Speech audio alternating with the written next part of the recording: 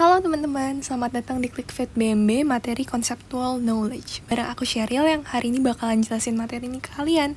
Disimak ya. Nah, first and foremost kita bakalan dulu bahas tentang apa aja sih konten yang akan dibahas di chapter ini. Yang pertama ada basic properties, yaitu elemen-elemen dasar yang harus kalian tahu. Yang kedua ada network model atau kayak kira-kira jalur atau hubungan seperti apa sih yang respon sama stimulus itu bisa hasilkan. Dan yang ketiga, network represented adalah gimana representasi memori di otak kita. Oke, jadi hal pertama yang bakalan kita bahas dalam basic principles adalah tentang konsep, kategorisasi, dan kategori. Konsep sendiri merupakan perwakilan abstrak atau konkret dalam otak kita yang diorganisasi berdasarkan kategori-kategori tertentu. Misalnya, dalam konsep agama yang kita punya, ada kategori berupa jenis-jenis agama seperti Kristen, Islam, dan lain-lain.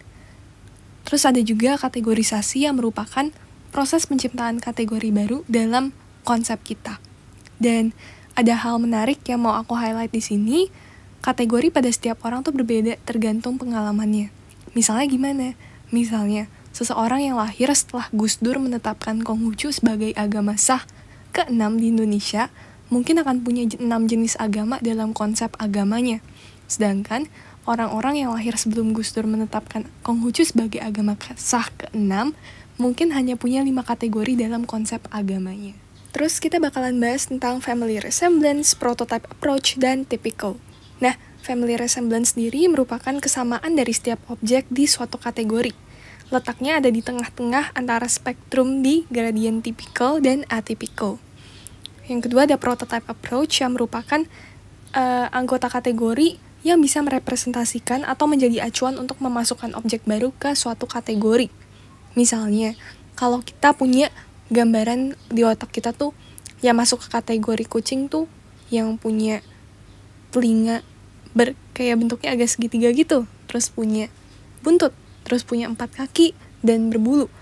Maka setiap kita ngelihat makhluk hidup yang wujudnya kayak gitu dan kayak ngechecklist semua hal yang kita pikirin untuk masuk ke kategori kucing, kita bakalan masukin makhluk itu ke kategori kucing atau sebagai kucing. Dan yang ketiga ada typical. Typical sendiri merupakan karakteristik paling umum yang dimiliki oleh kebanyakan anggota suatu kategori.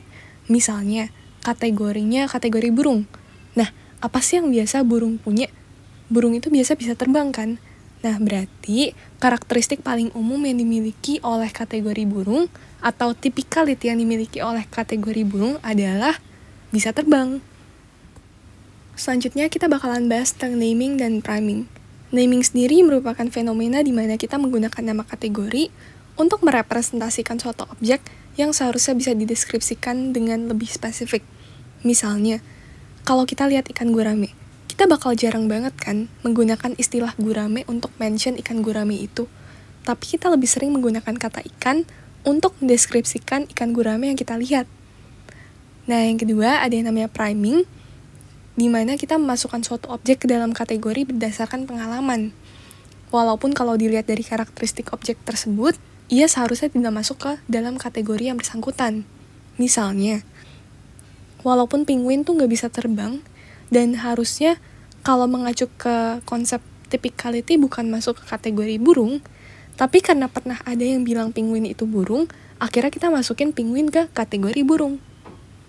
Gitu untuk naming dan priming.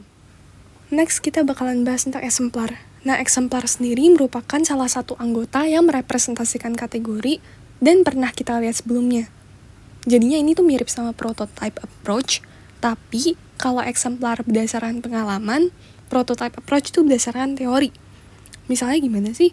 Misalnya, kalau kita lihat banyak jenis kucing sebelumnya, dan semuanya tuh punya 4 kaki, buntut, dan kuping yang lancip, maka bisa simpulkan bahwa makhluk yang punya semua unsur tersebut dalam dirinya bisa masuk ke kategori kucing.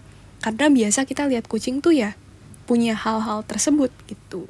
Lalu di sini dibahas juga kalau minat dan pengetahuan kita terhadap suatu topik tuh besar, kita akan mention atau menyebut anggota-anggota yang ada di dalam kategori atau istilah dalam topik tersebut dengan kata-kata yang lebih spesifik. Misalnya, kalau kita familiar banget sama topik emosi, Mungkin orang awam kalau bahas emosi ya, pikirannya marah, kesel gitu kan. Emosi identik sama marah.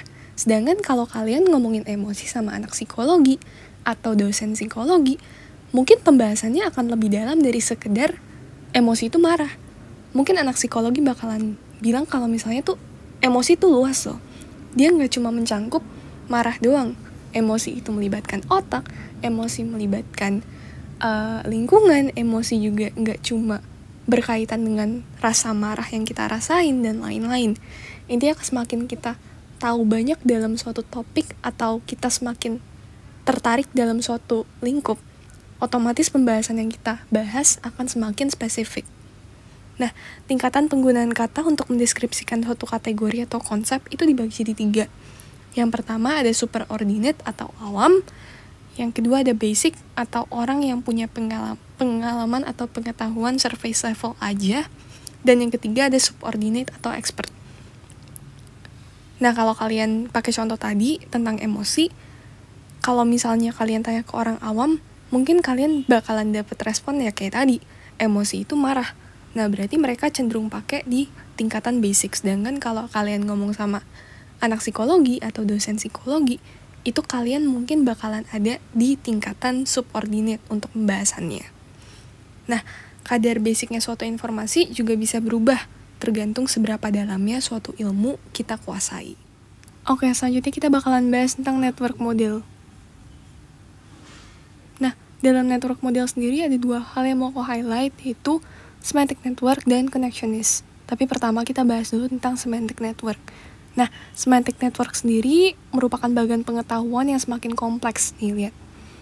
Ini dia semakin ke bawah, itu kan semakin kompleks ya. Semakin banyak cabangnya lah intinya. Nah, tiap satu titik tuh disebut node. Jadi ini, misalnya roots atau plants, ini disebut node. Dan setiap node punya hubungan antara satu dengan yang lainnya. Nah, garis-garis ini yang menghubungkan ini menandakan bahwa ada hubungan antara satu node dengan yang lainnya. Nah, terus, oke, lanjut lagi ke pembahasan di network model yang kedua, yaitu connectionist. Connectionist adalah fenomena di mana saat kita tuh memanggil suatu hal, maka kita secara otomatis akan mengelisir atau memanggil juga hal lainnya. Misalnya, kalau kita menyebut buah, maka secara otomatis kepikiran apel, melon, mangga, pisang, dan lain-lain. Terus di sini aku ngerangkum ada perbedaan semantic network dan connectionist. Kalau semantic network itu bilang bahwa satu stimulus cuma bisa mengelicit satu respon, sedangkan connectionist bilang satu stimulus bisa mengelicit beberapa respon dan sebaliknya atau vice versa. Nah, lanjut kita bakalan bahas tentang subbab ketiga, yaitu network represented. Nah, di sini ada beberapa teori atau beberapa cara gimana kita nyimpen informasi di otak. Yang pertama ada sensory functional hypothesis yang menyatakan bahwa informasi yang kita simpen di otak terdiri atas 2 unsur, yaitu sensory atau animate dan functional atau inanimate. Misalnya gimana? Misalnya gini, kalau ada orang yang baru kehilangan anaknya, terus pas lihat sofa di rumahnya tuh dia suka sedih. Nah, itu tuh bisa aja disebabkan karena sofa sering didudukin atau digunain sama anaknya untuk melakukan aktivitas, padahal anaknya tuh udah nggak ada. Jadi, kalau kayak contoh tadi, sofanya itu masuk ke unsur animate karena bisa kita lihat, dan anaknya yang udah nggak ada itu masuk ke functional atau inanimate memory gitu. Selanjutnya kita bakalan ngebahas tentang multiple trace factor, di mana menyatakan bahwa satu stimulus bisa menghasilkan banyak respons, dan bagian yang bertanggung jawab untuk unsur animate maupun inanimate tidak hanya berada di satu bagian otak, alias ada beberapa area yang berfungsi untuk merepresentasikan unsur animate dan inanimate dalam suatu pengetahuan atau informasi yang kita simpan. Selanjutnya ada yang namanya istilah semantik kategori, di mana partisipan disajikan banyak kata yang disebutkan satu persatu sambil dilihat aktivitas otaknya ada di bagian apa saja. Kalau ada aktivitas di area yang berdekatan saat 2 atau lebih kata disebutkan, maka kedua atau lebih kata tersebut bisa dimasukkan ke dalam satu kategori yang sama. Misalnya, kalau misalnya saat peneliti menyebutkan kata apel dan pisang, Dan ternyata ada satu area otak yang teraktivasi dan jaraknya tuh berdekatan. Maka dari itu, apel dan pisang bisa dimasukkan ke satu kategori yang sama. Misalnya kategori buah. Dan yang terakhir ada embodied approach. Dalam embodied approach, menyatakan bahwa ingatan kita tuh terdiri atas sensori dan motor proses. Misalnya, kalau kita lagi sakit hati, sampai sakit secara fisik gitu, pas kita ingat-ingat tentang momen-momen yang bikin kita patah hati. Nah, itu yang disebut embodied approach. Jadi pas kita ingat suatu memori, misalnya pas lagi memori tentang putus sama pacar, memori tentang patah hati, yang sakit tuh nggak cuma kita rasain secara emosional, tapi juga secara fisik. Karena dalam satu memori, yang kita ingat ada unsur sensori dan motor proses. Jadi pada intinya, keempat representasi yang aku sebutin tadi itu punya kesamaan bahwa saat kita berpikir tentang suatu memori, tidak hanya satu bagian otak yang teraktivasi, alias melibatkan banyak area otak. Jadi dalam satu memori, kalau kita ingat-ingat, gak cuma satu area otak yang teraktivasi. Gak ada area khusus untuk satu memori tertentu, tapi ada banyak area otak yang ikut teraktivasi saat kita ingat-ingat satu memori yang spesifik. Sekian pemaparan aku tentang conceptual knowledge. Semoga ClickFit kali ini bisa ngebantu kalian ya dalam proses belajar. Dan itu aja dari aku.